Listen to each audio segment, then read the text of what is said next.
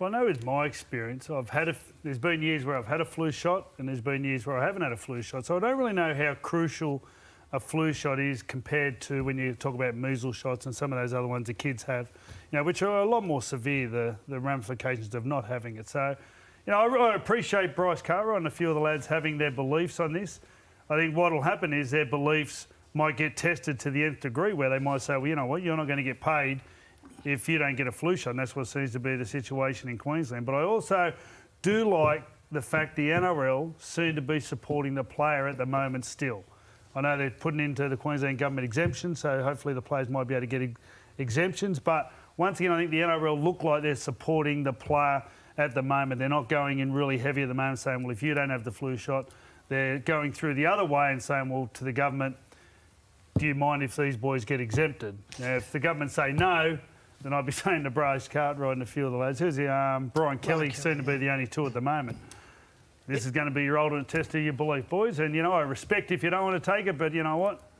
I'd be taking it. That's the difficulty. Once you start talking about people's freedom of choice, it's a minefield, isn't it, really? And I did a little bit of reading up because I didn't quite understand it, and basically the decisions are generally made religious, cultural, philosophical grounds or an adverse reaction in the past. And I think, we can't take the freedom of choice away, but it may well be that for the overall good, the ramification is that you don't play our game. But who has the power? But who has the power to do that? Do the NRL or the government have the power to actually coerce someone into having a flu shot and saying, if you don't have this flu shot, you will not play? Do they have the power to do that? The NRL has the power to do that. The issue, I agree with you entirely when it comes to freedom of choice, and everyone should have that ability. But if you want to play a contact sport rugby league during a pandemic, then there are certain standards that you've got to be held to. And this is the issue. If the NRL promised Queensland that every player would be vaccinated, it's not whether was or that not a promise? You so much... Was that part of their agreement to Queensland it was. So New South Wales and ACT accepted a waiver in there. Queensland did not accept a waiver. So New South Wales ACT government said, yep, we can accept if, say, 97% of the players are vaccinated and 3% aren't, we can accept that. Whereas Queensland, blanket rule, everyone. And it's a decision I don't quite understand. I was just reading yesterday and I looked at getting shots, like vaccination shots, whatever, and it was likened to when we all get in the car and we all put on seatbelts. The family put on seatbelts, and you don't do that because you're expecting an accident. You do it just in case. Yeah. That might, and that's how I see getting this particular. Do you know the thing I can't understand? Sydney, who's just joined us as well. I can't understand is that if there's 30 players in the squad and 28 get the vaccination and the two don't, Brian Kelly and Cartwright, isn't everyone else vaccinated against it? So how are they susceptible to getting the flu? They're vaccinated against it.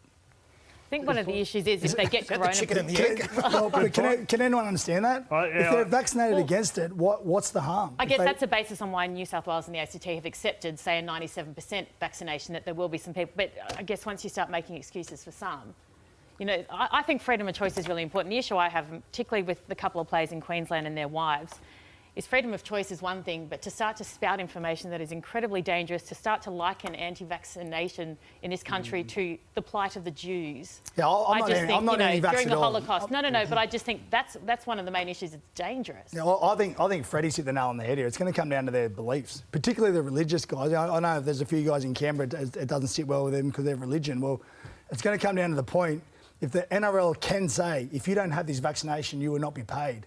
It's going to really test their faith then, isn't it? And especially when 97% are on board with it. So we can't, decisions, 20 people possibly out of, nearly 500?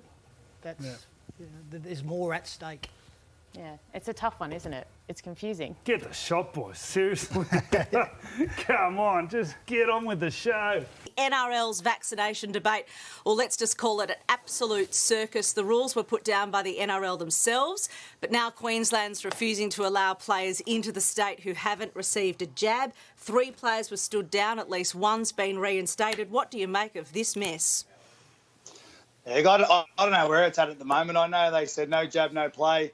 Then they changed the rules. Then they once again said no jab, no play. Then they brought a waiver in. If you signed a waiver not to have one, you didn't have to have one.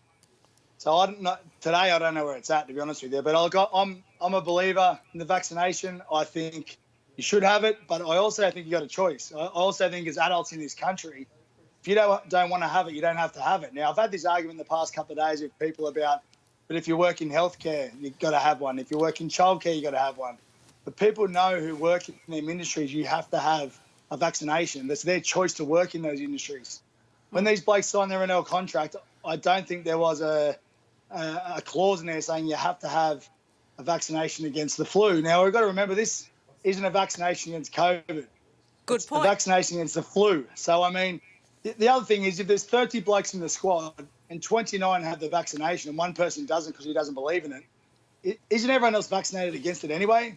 I don't see what the big issue is. I'm just a person for choice. I believe that if you're an adult and you don't want to have it, you don't have to have it.